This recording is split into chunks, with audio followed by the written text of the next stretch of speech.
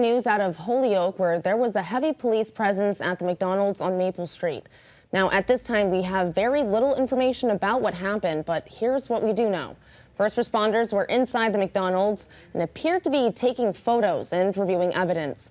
When our crews arrived to the scene at around 9:30 last night, we did see a considerable amount of blood on the floor of the restaurant.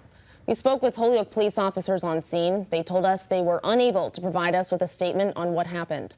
We reached out for more information, so stay with Western Mass News as we work to learn more.